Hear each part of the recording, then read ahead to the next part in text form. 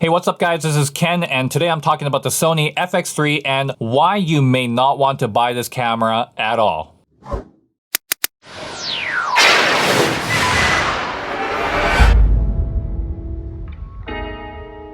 Alright, so today is a short video, but there's some things that after I thought about the FX3 and when it kind of debuted on YouTube with their premiere video, I actually thought that there was several caveats and several reasons why people won't even switch from the A7S III to the FX3 just to get that cinema body. And the fact is that Sony made these quarter 20 threads because of the fact that you can attach different attachments onto the camera, especially the handle that it comes with. But no one has actually thought about what if you actually strip the actual threads on the body of the camera? Like, what can you do? Can you fix it? Can you go to a store and they'll regrind it for you? And I know Sony wants this camera to be cageless, right? The whole point of including these threads were so you can attach it just like any other cinema camera. And not every cinema camera you're gonna have a huge cage on it, but a lot of people rig out a lot of these cinema cameras so you can hold it on your shoulder or you can have it mounted on a gimbal of some sort. But the fact is, if you have this camera bare all the time, like some people will, you're gonna have a little bit of an issue if one day you do strip the actual threading on the actual holes. Now obviously you can go out and purchase a cage and you can stick it on there and have more options, and also the advantage of having a cage is so you can actually protect the camera. But that kind of defeats the purpose of why Sony did this in the first place. So I just think that even if you have this camera, you should get a cage for it to protect it, to not have to use those threads all the time. Maybe for the top handle it's okay, but just in case you're that one person that just happens to strip one of those holes, you may regret purchasing this camera for that reason.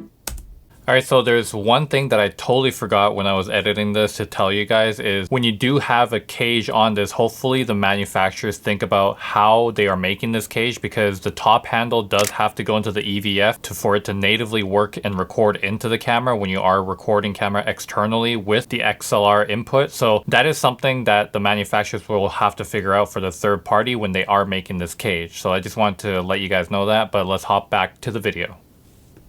Now, as far as pricing this camera, just $400 more than the A7S III, that is also something that people are just a little bit pissed about. Only because the actual price difference of that is the XLR input. And with the Sony A7S III, if you purchase the XLR input, you can probably get it for $500. It's gonna cost roughly about the same. But of course, with that XLR accessory, it's not gonna come with a top handle for the A7S III. So this is where people are like, you know what? This is like nitpicking on little things, but it is true. It's not going to come with a top handle. So on top of that, Sony had released their latest firmware update for the A7S III to have s-cinetone. So what is the actual advantage of getting the FX3 in the first place? Is it actually for the Air Peak drone? Is it actually going to be a crash cam that the industry uses, and maybe it's not just for the consumer market because it's going to be one of those cameras that just has a bare body that you can just use it as a crash cam? Who knows? And we won't know. We don't know what Sony's thinking about when they release this camera. I think the reason why they even made this FX3 in the first place is to actually complete their cinema line, because if you haven't noticed, they've been releasing cameras for the cinema line and it's going smaller and smaller. And now this is the smallest form factor of a cinema line and they've made it. And now they can move on to the other cameras, which I think matter most in this case, which is the A7 IV and all the other cameras that I have listed in my previous video. So if you want to go check that out, please go check that out. I'll leave the link somewhere up here. And you can see all the rumored cameras, because there are 4 more cameras that are supposed to be coming out this year or in early 2022.